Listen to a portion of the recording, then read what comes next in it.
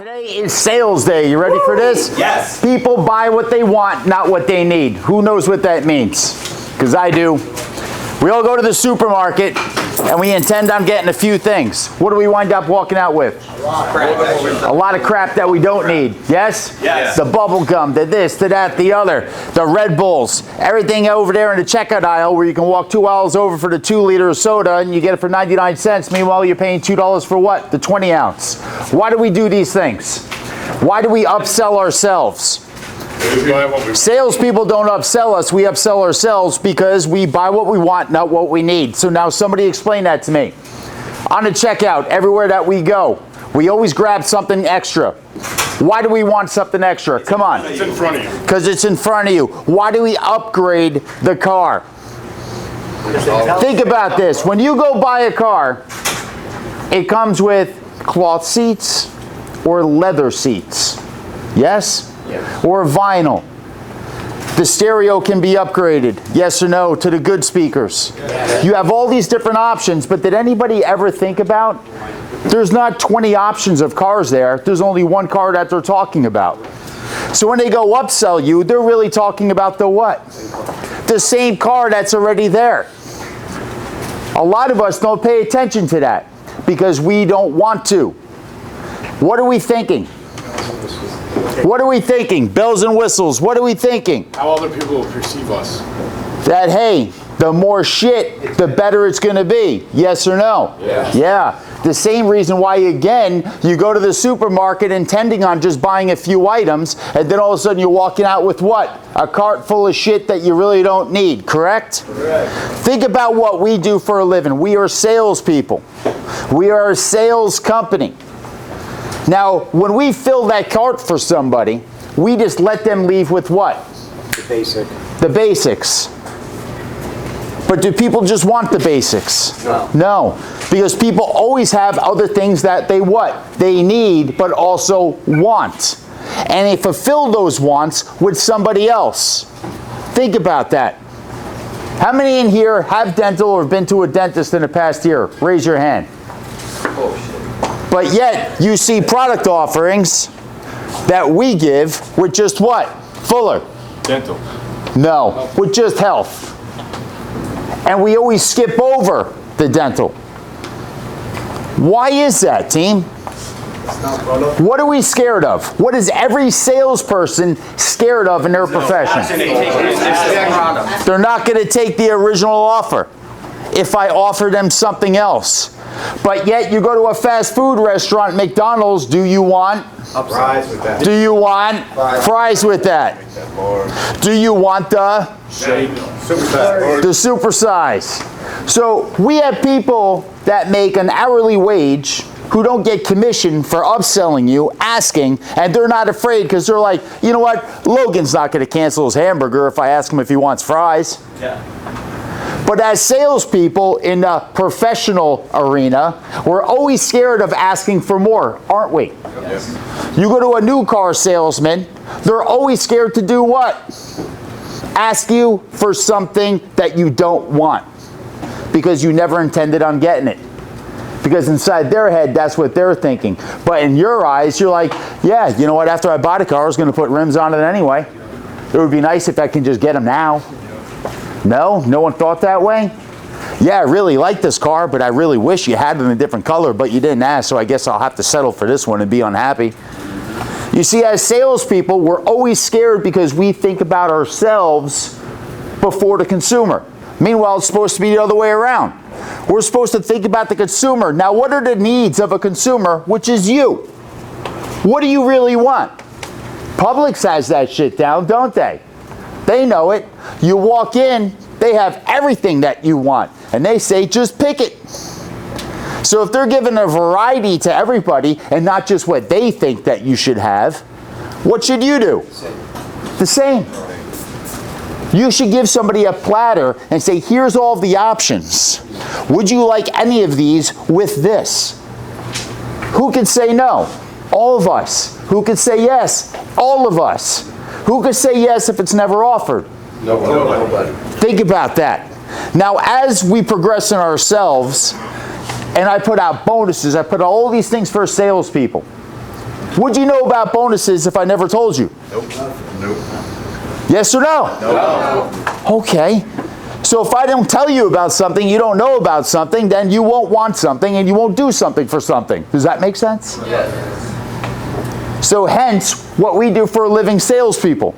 We have to ask people for something and then something else. Would you get annoyed with the salesperson because they asked you if you wanted something else? No. Ladies, if you went to a store and you were just looking at shirts and they didn't have anything else but shirts, it was just called the shirt fucking store, and you're like, well, what am I supposed to wear with this? Well, go to the skirt store next door. What the fuck? Wouldn't that be weird if you just went to the mall, one store for socks? What the fuck is going on?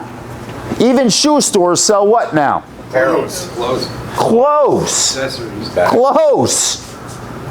So if every store is starting to offer everything, what's the clue up here? So should we. All forever. So should we? How about it's for a reason? Because people want it.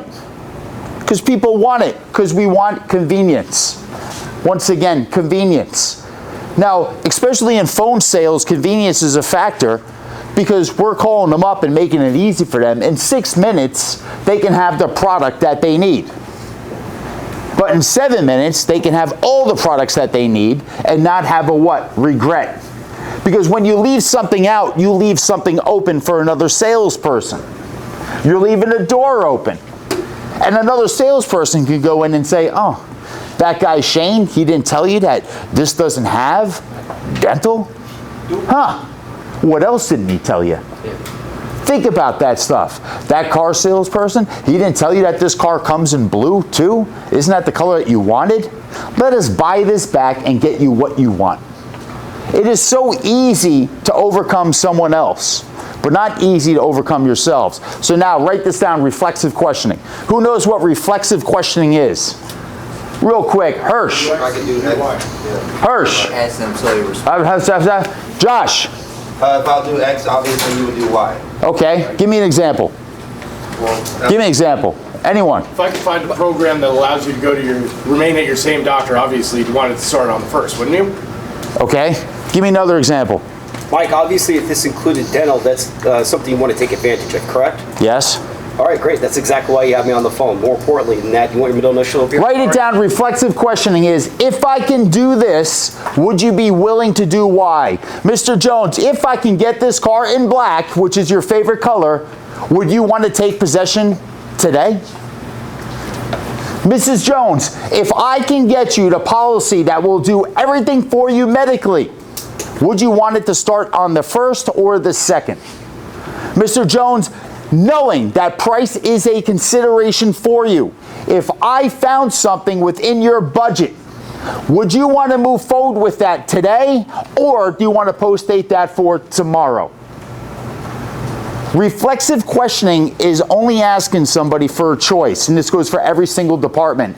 In there, now that we have your health insurance taken care of, if I was able to get you a dental policy for only $15 a month, would you want to take advantage of that today and have it out and effective by the 1st of the month with your policy? Excellent. Guys, upselling is easy if you use reflexive closing. Mrs. Jones, now that you have the furniture taken care of for your house, if I was able to get you an additional seat for that living room for only $300 to go with this set, would you want that to come with the package on delivery? Huh. What do we have to do as salespeople? offer. Ask. When we fail to ask, what happens in every single department? You fail to get. And when you fail to get, you fail to make. Then a consumer cancels because they're upset because you didn't fill the what? The void. So now reflexive closings, everybody understand how that works? Charity. Do you understand how it works? Charity. If I was able to show you that reflexive closing can bring up your income by over 20% if you start using it today, would you be willing to give it a try? Yes. Excellent. Reflexive closing. Do you guys understand? What does it do for somebody? What does it do for somebody? Say it, Ash. They're making the decision. They're making the decision. Very good. Putting them in power. Putting them in power. Beautiful. Why do we need that for consumers? Makes them feel in charge. Say it again. They feel like they're in charge and They're getting a deal. they're going to get a deal and They were forced into it. they weren't forced into it. And when people feel forced into something, they back away from something. But also, you can't be smarter than your client. You can't know more than your client. You can't do more than your client. Your client has to be in control at all times. Correct or incorrect? Absolutely. They can't be a passenger. They have to be the driver. Remember that and write that down.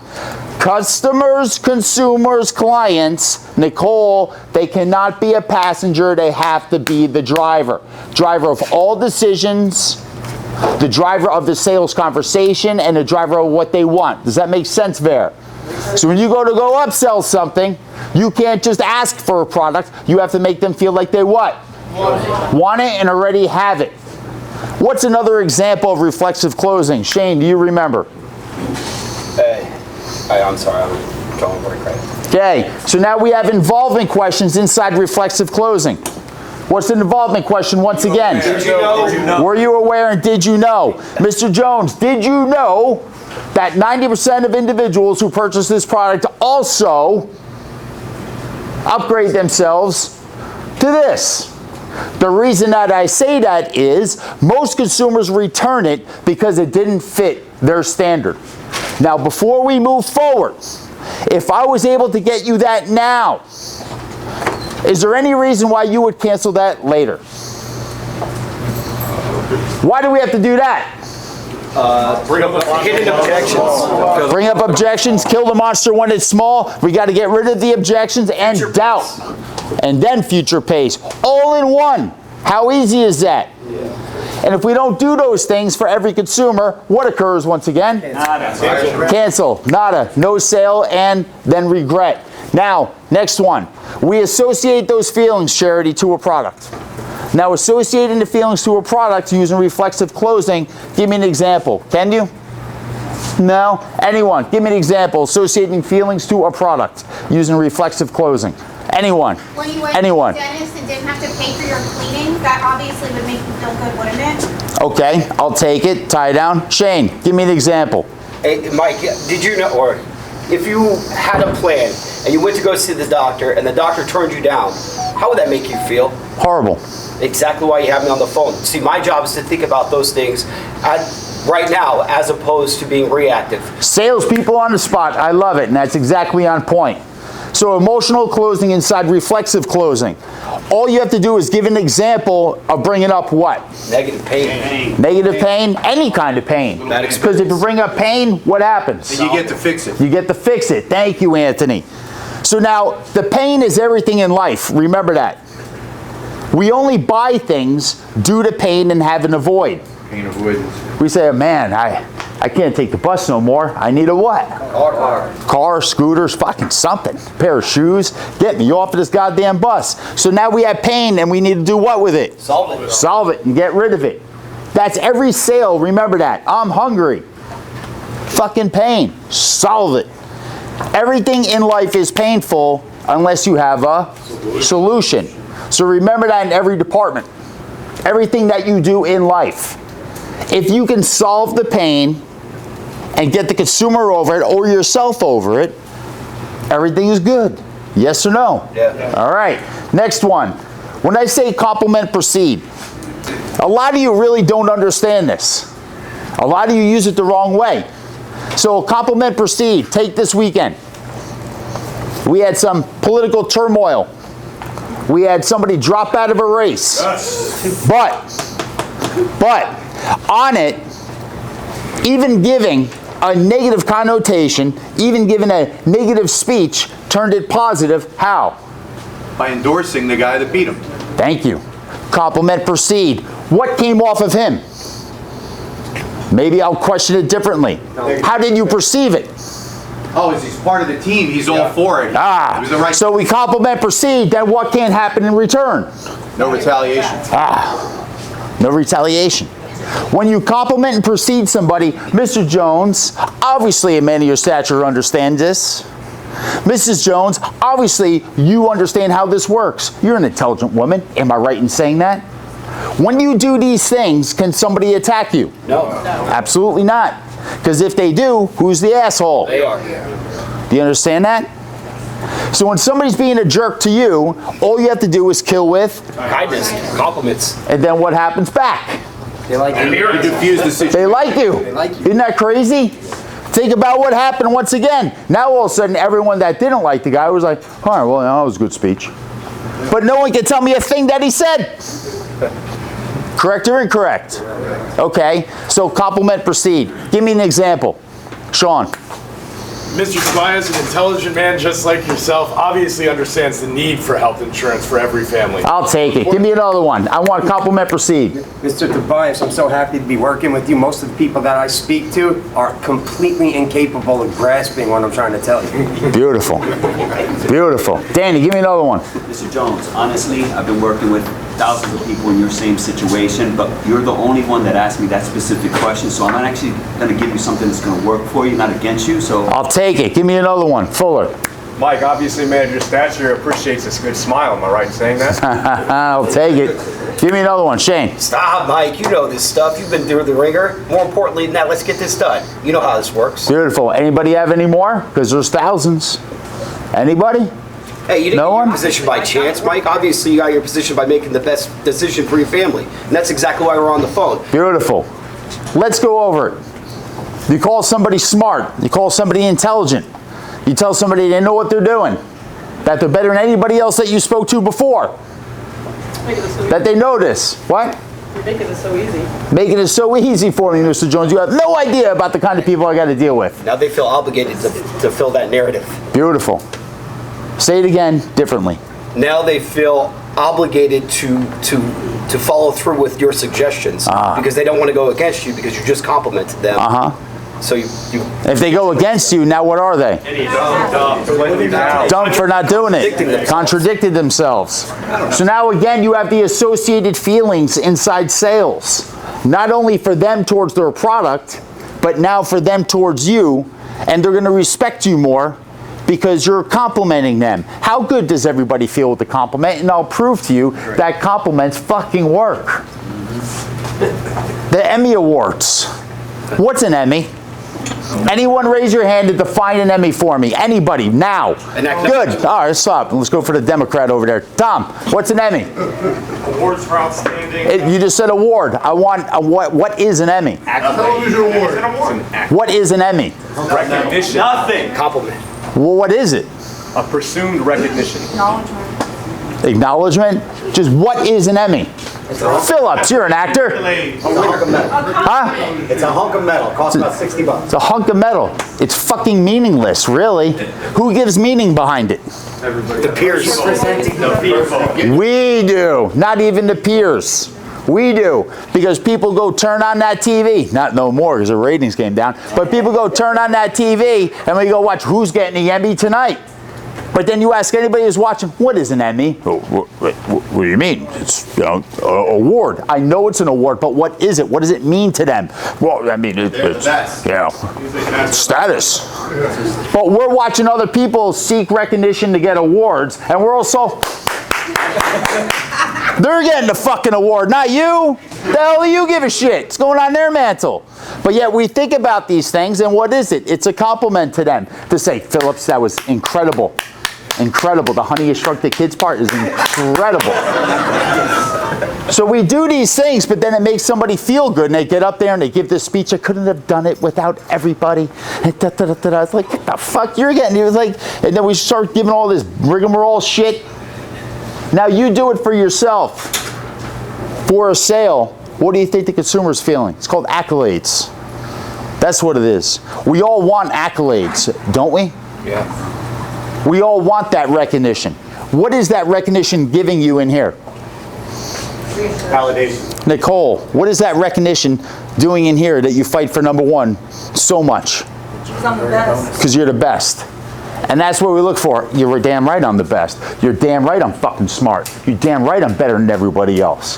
That's what we want. Individually, that's what your spouse wants. That's what everybody around you wants. We want to be recognized for the things that we do better and or seen better than everybody else. Now, inside sales, when you're speaking to somebody, if you don't give somebody that clout, do you get it in return? No. So, can you compliment yourself inside of a sale? Yes. Hell yes. How do you do it? Shannon. Shannon. Mr. Jones, I have countless awards on my wall that's sitting right next to me. The reason that we're on the phone is that so we can get you set up with this thing. Almost. Stop right there. You're gonna fail. Give me another one. Mike, they say it takes 10,000 hours for somebody to be a professional. I have well over 35,000 hours invested inside of this industry alone. Trust me, I didn't get my position by chance. Oh. Power statements. Mr. Jones, I am the Best of what others Mr. won't do. Jones, no one can. Have my resources and or training, more importantly. Man, I think Shane's the only one on the fucking ball today. But when you compliment yourself, what does it do for a client? Makes them feel Lowers your guard a little bit. Lowers their guard. Who wants to deal with a piece of shit? Nobody. Mr. Jones, I'm a piece of shit and I just started and I have no experience, but I'm here to help. Is that a good compliment? No. No. Mr. Jones, hands down, I'm the best at what I do because no one has my training, no one has my resources, and there's no one better situated to help you and your family today. More importantly, let me ask you a question. Obviously, you're an intelligent guy. Am I right in saying that? Yes? Agreed. Now, and then you move forward. What happens if you hit both sides? You hit yourself, then you hit the consumer, Cyrus. What happens? Makes it easy. Makes it easy. What happens up here for the consumer? It clicks. What clicks? Not just a click. What is it? It's a fucking comfort thing. If you don't want to deal with the moron, and the person's telling you, I'm not a moron, and at the same time you're complimenting them, saying, hey, you're not a moron either. Well, now you got two intelligent people going towards what? One unified goal. What's going to happen at the end of the call? A sale. Why? You have their best interest in mind. Why? Because you're aligned. So again, write it down that people buy wants, but only the wants from people that tell them it's wanted, and only from people that they like, and only if you solve an issue. And only if you tell them how good it's going to be, and only if you tell them that they're a good person and they're smart and they're fucking great. And that's every sale. Every damn sale that you make. I want you to think about something else as we close this meeting. I want you to think about walking into 7-Eleven right now. Who's from the city in here? I know Vinny is. Got a few people. You have something called the bodega. Chris, sorry. Didn't even see you. Brooklyn bodega. Back in the day, Brooklyn bodega. How did it feel walking in that corner? I loved it. You loved it. Like home. What was that? Your environment. It's your store. They know what I Okay. You go, if anybody ever grew up in Brooklyn or been to Brooklyn, and you go to a Brooklyn bodega, it's very dirty. Yes, they are. Some run-down ass fucking fridges in there. There's some weird guy behind the counter, and you feel very uncomfortable. Okay? Not now, because it's all fucking, you know? But now you go walk into Publix from a bodega. One's clean. One has everything. The bodega, they're like, Celsius, we don't have that shit. We got Red Frog. What the fuck's Red Frog? It's good shit. My friend makes it. Right? You got one choice. Maybe two, if you're lucky. But Publix has everything. Life's about choices, isn't it? But if you only give people one, usually, what are they going to do? Why? Because you said it freshly first. They don't have any other option. I love that place. This is the place I go. It's easy. It was convenient. It was by me. It's part of me. So when you're on the phone with somebody, you're trying to go sell somebody, you can't go give them that variety, can you? No. You got to give them what? Bodega. The bodega. It's true. Toyota can't go sell what? Mercedes. They can if it's a used car lot, but not if they want to ruin their name. They can't go sell you that car. They got to sell you what they what? Have. So now when you're on the phone, you need to start doing that for a consumer. You need to sell what you have and stop thinking about everything else. Stop offering everything else and have a package ready. Have a package ready. Anthony, package. And you tell people what's in it. Mr. Jones, we're going to have this available and that available. That's called package A. Package B is going to be this and that. And what happens at the end of the call? They have to choose one, don't they? When you just give this pitch, well, Mr. Jones, you know, we have 6 different plans in your area, and you know, there's a couple that we could choose from. I mean, let me go through them. So, I gotta think about it. oh, this one has a deductible that's higher, and also that's how you guys sound on the freaking phone. What happens? And that's a real pitch right there, and actually more elaborate when you guys are actually on the phone. How do we get rid of that? Give them one, have a pack, 2 options. Say prepared choices, prepared packages. This goes for furniture salespeople, this goes for mortgage brokers, this goes for insurance brokers. Have a prepared package with an upsell already included. Yes. Because if you don't do it, you're unprepared, and then all of a sudden, you're coughing up bullshit at the end of a phone call, and the consumer knows what? Consumer knows what, Nicole? What you're up to. Well, I don't need that if it's not with that. I don't want to spend more money. But yet they have to. You got to put gas in the car, right? They don't sell you a car and say, well, the gas station's on the corner. Here's a bucket. Do they put gas in a fucking car and you buy it? They better. They fucking, see? That's what I wanted to hear. They better. They better. Do you guys understand what I'm saying? Yeah. You can't just go offer shit without telling people it is what it is. It comes with this already. You can't do that. You're upselling for stupid reasons, not the good ones. If I owned McDonald's, I wouldn't even ask to supersize anything. I would just give it to them and say, hey, if you don't want the large fries, we can always downgrade them for you. Because when you give people that option, no, I don't want to downgrade it. I can always give you a smaller soda if you want. Think about that. Instead of saying, do you want more, saying, well, do you want less? No, I don't want less.